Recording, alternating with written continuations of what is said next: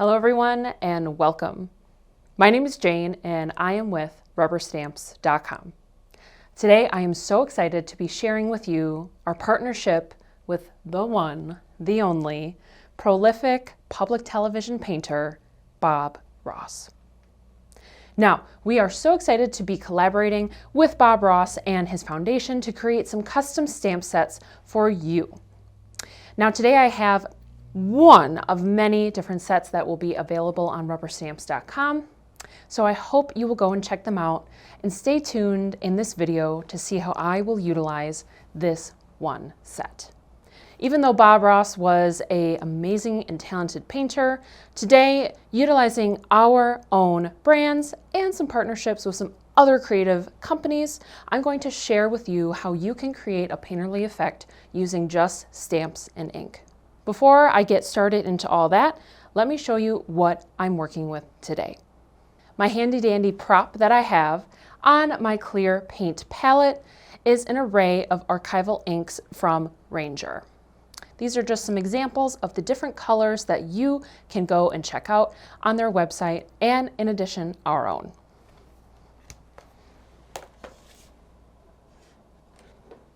I also have with me today 3 different acrylic blocks. These are in various sizes so that I may attach my stamps to them.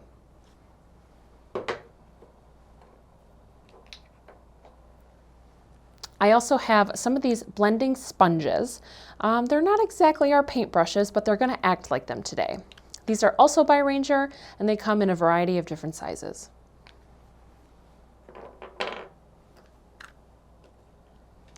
Any last-minute miscellaneous supplies would include a tape runner, an X-Acto knife, maybe some fun embellishments, and some other additional details. But with that said, that's pretty much all I'm going to be using today to recreate and show you what my vision has in store. Now I have my stamps. So with this collaboration to recreate and channel your own inner Bob Ross, these sets come in pairs. So one is going to be the foundation of the painting. So these are going to be your horizon, mountains, hills, grasslands, things that are really big chunks from nature. Just like what Bob Ross would do. Mountains, tree lines, all sorts of things. The second set will add additional elements, things that embellish the painting, or in our case, the stamping. There's also some really cute Bob Ross quotes, and today on this set I have "Go out on a limb, that's where the fruit is." And also, there are no mistakes, just happy accidents. I think with that said, I'm going to get into it. So I have my canvas all prepped and ready, taped down with some washi tape, so that way when I remove it I have nice crisp edges. I have an additional scrap piece over here, and I think I'm just going to dive right in. I'm going to take a chrome yellow ink. I already have some yellow on this sponge, so I'm just going to reuse it. I'm really going to really push and rub in the sponge. And I'm just going to go in circular motions. I'm starting with the sky.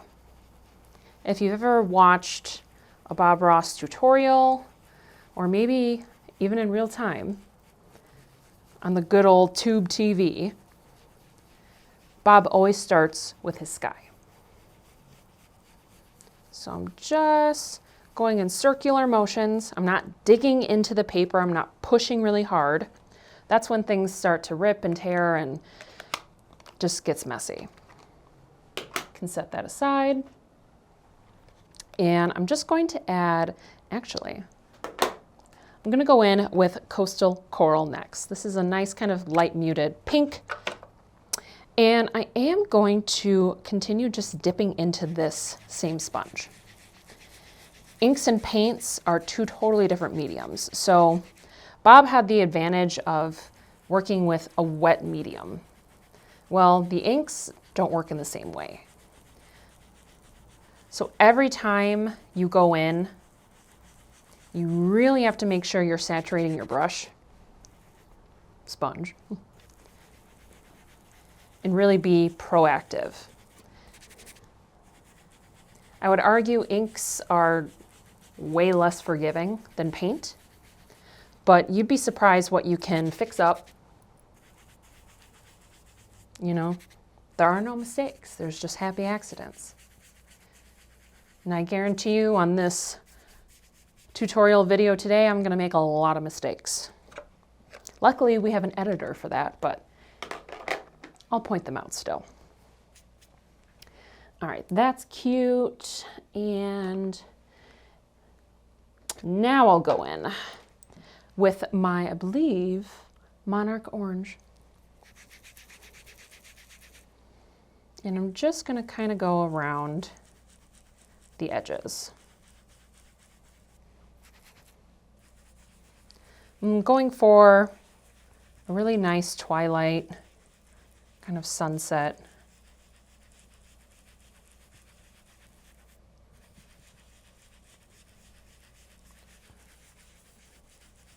And again, I'm just letting the sponge work for me. I'm not just scraping or dragging, I'm just lightly doing it.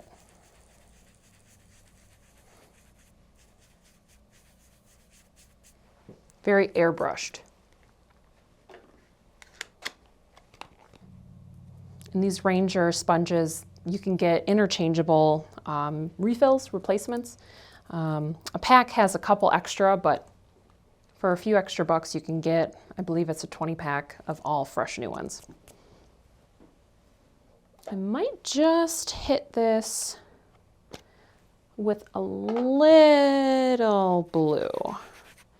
This is, what is it, French ultramarine. Might just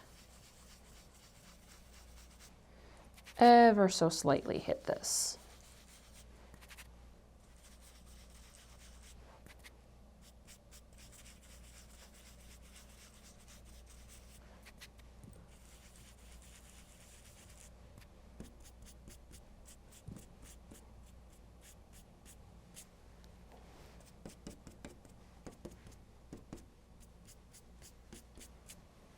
All right, I'm thinking that's pretty nice.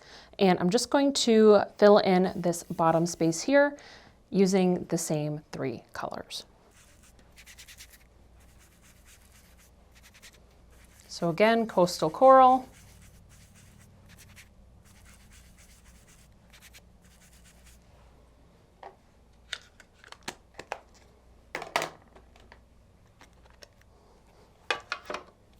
A little bit of that chrome yellow.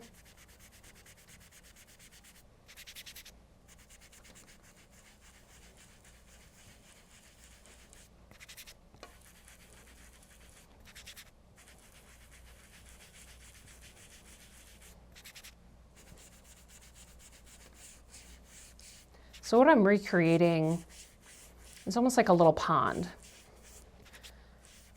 So I want the pond to have some reflection from my sky here. It's all in the vision though. You might not see it right away, but I promise you it's there.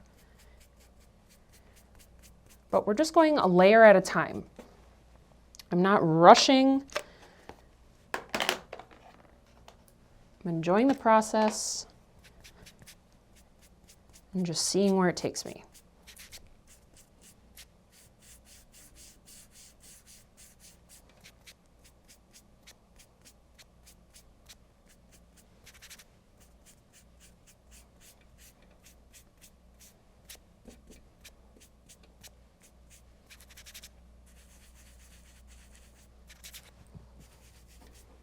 I'm looking at what I have now, and I'm just going to stop there. I'm not going to overwork what I have, because when you start to overwork and add more and more and more and more often than not, you're going to get to the point where you step back and look at it and think, whoa, that was a lot. So take a break, step back.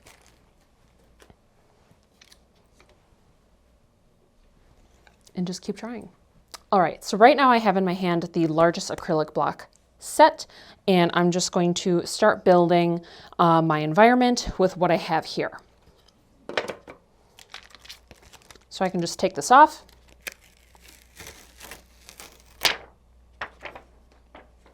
Set that there. And the stamps are in order of where they need to go.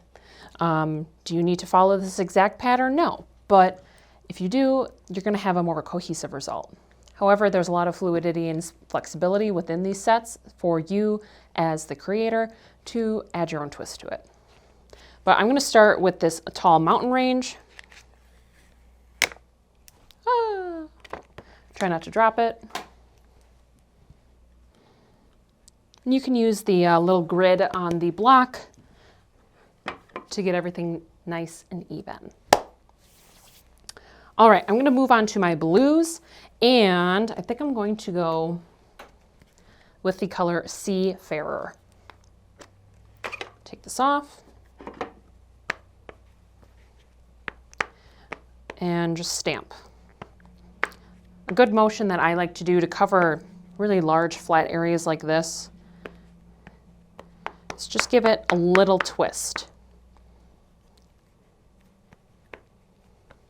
That way the ink pad is really pressing up against the polymer, which is the stamp. I can set that little guy there. And I kind of made a horizon line for myself right in the middle.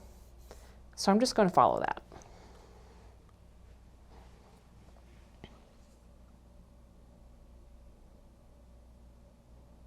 All right, I've gotten my first mountain layer down and I'm ready to continue on to the next. Kind of have this moody sunset. Almost reminds me of, not a national park, but just something kind of cinematic. Just going to place my next layer.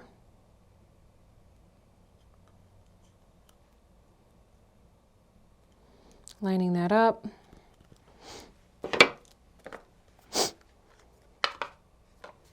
And next I have the color Cobalt.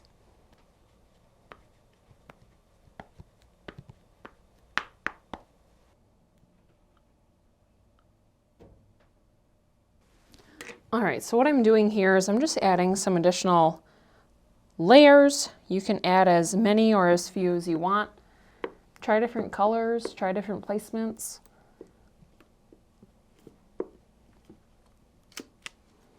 There we go.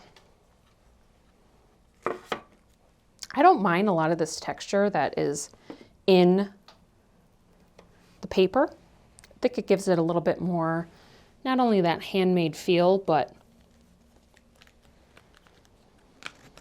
also a lot more painterly. And my last piece I have is essentially like the shoreline of the pond. I'm just pushing that down. And I think what I'm even going to do, I'm going to put a layer of black down and then I'm going to hit it again with library green. So I don't need like a crazy amount of black on here, just enough to start to get on.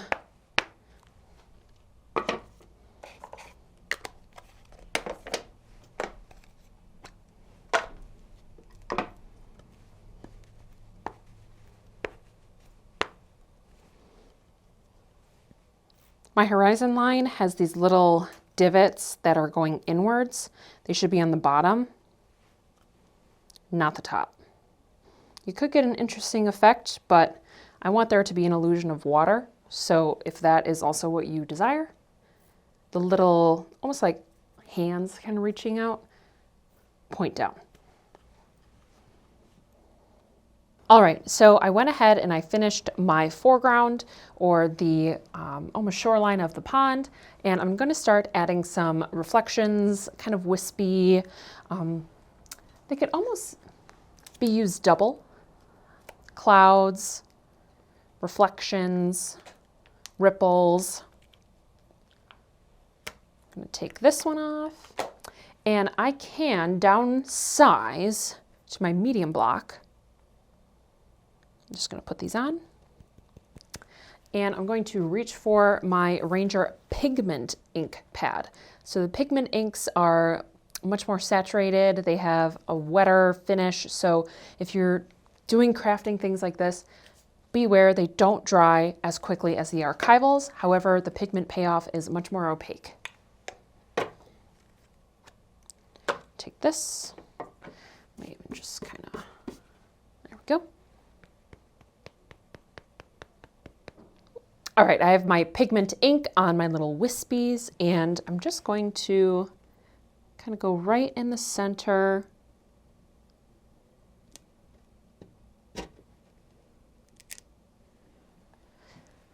Cute. You could go and add some additional up in the sky, which is what I think I am going to do. They also don't have to be white. Like I said, they could be ripples or little waves.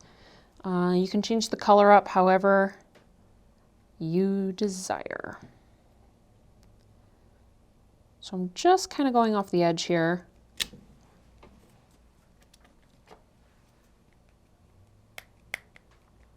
And the white is almost desaturated from the other layers of color.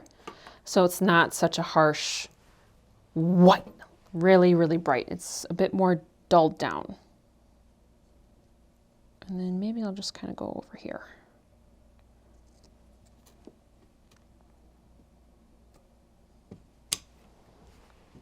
Nice.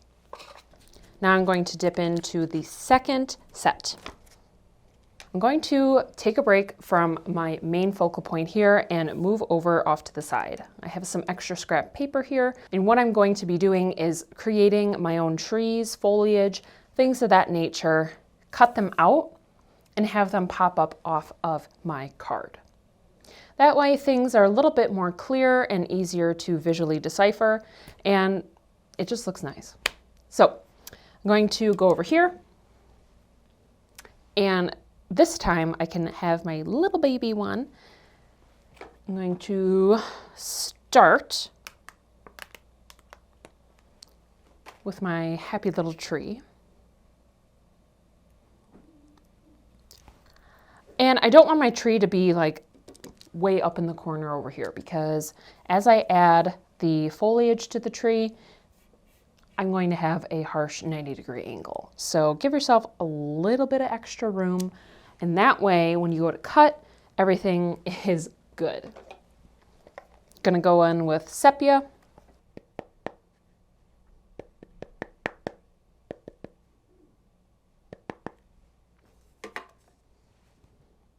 And then there is another smaller tree.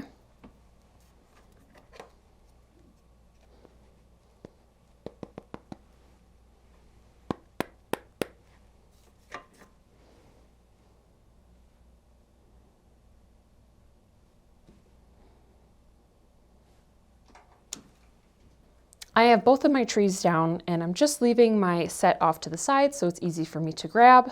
And I have a teeny tiny little bush, leaves, shrub that I'm going to put on my tiny block. And then I'm going to start with, actually I changed my mind. I'm going to start with a lighter color, then work to a medium, then a dark. So that would mean chrome yellow.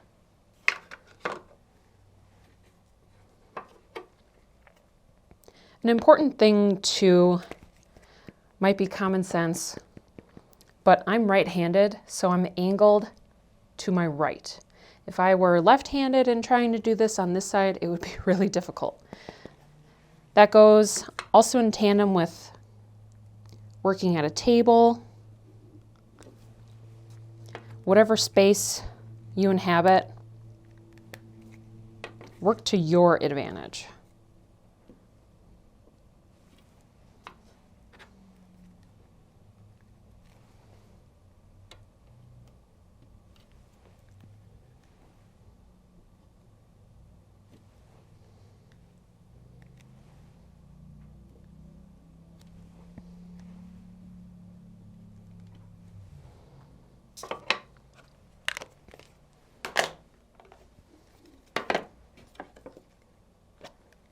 monarch orange next, and I'm just going to keep going.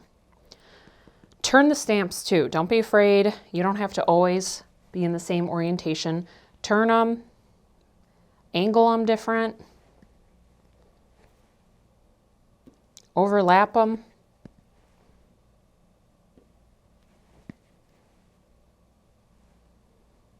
Ah.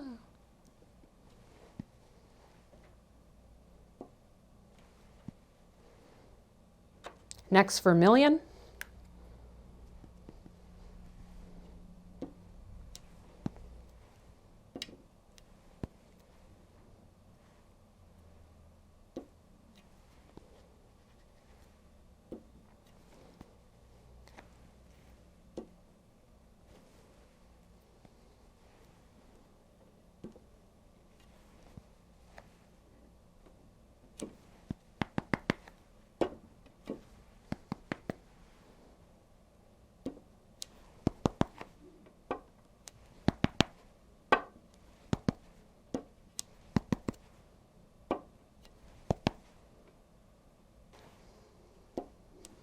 The nice thing about trees is that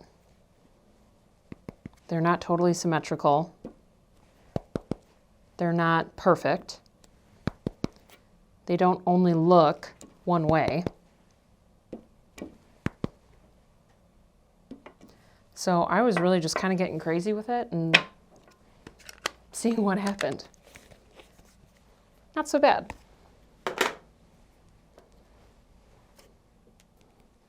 I'm just going to do it all over again. This time I'm interchanging with a more bush-like stamp.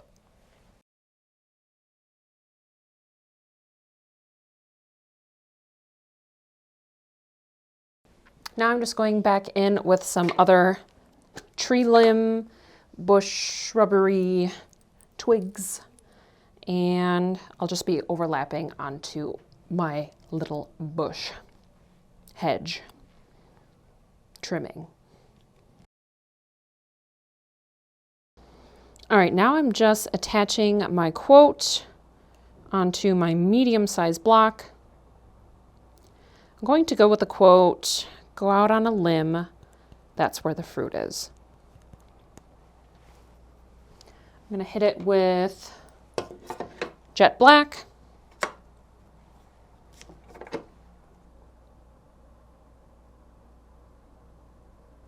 It can actually go up a little higher.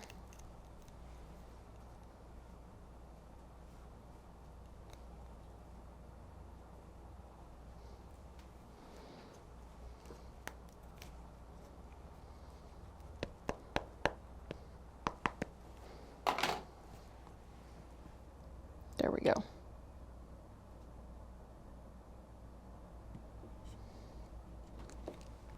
I'm looking, I have my quote on, looks good. I'm ready to start cutting out my little trees and hedges. So all I did was just some washi tape on the back of this.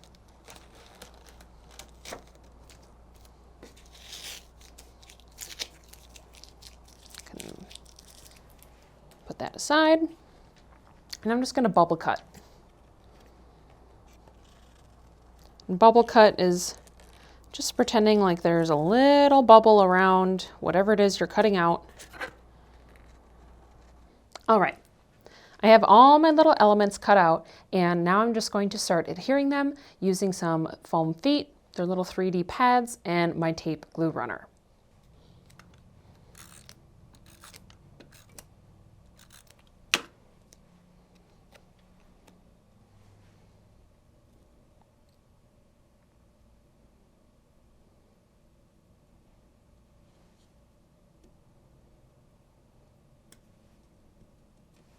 I am going off to the side because, again, there is additional paper under this washi tape, and sometimes it's just fun to have a little bit of things outside of the box. Have my little foam feet. Can flip this over, and I'm just going to go 1, and then I'm going to go 2.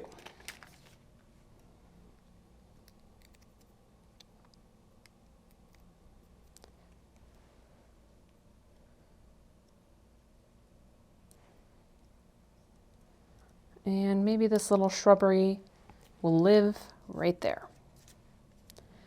This is also a great opportunity to cover up anything that you find like it wasn't maybe your best. Maybe there was a mistake you tried to cover up. I know for a fact there's something I want to cover up right there.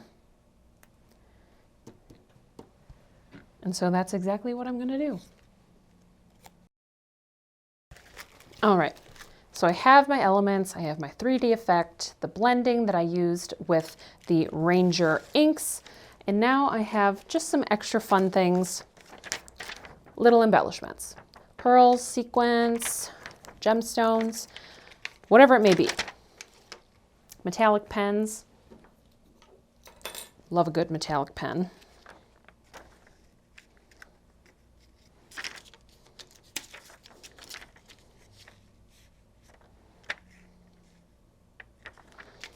I might even actually go for a pearl.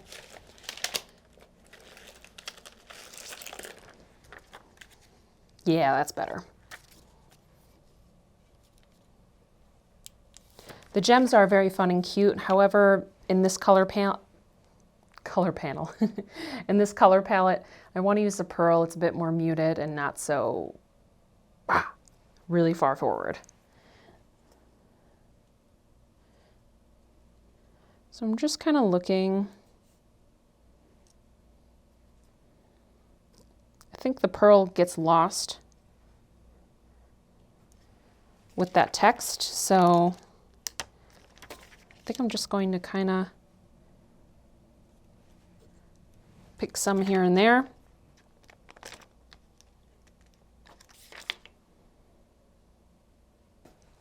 I'm reaching a point now where I feel like I need to be done. I don't want to go in and overwork, and I also don't want to go in and make a choice and then I'm not happy with it. So always reach that point, and if worse comes to worse, step away, take some time, and then come back to it. However, I will wrap it up, and I'm going to thank you all for joining us today. My name is Jane, and I'm with RubberStamps.com in partnership with the one and only Bob Ross. I hope you enjoyed today's tutorial, and I hope that you are inspired to create your own stamping masterpiece alongside of us. We would love to see what you will create next using our own collaboration with Bob Ross stamp sets. So please hit us with a hashtag #StampWithUs. Again, that's hashtag #StampWithUs. And make sure to check out these stamp sets exclusively on our website, RubberStamps.com. Thank you for joining. See you next time.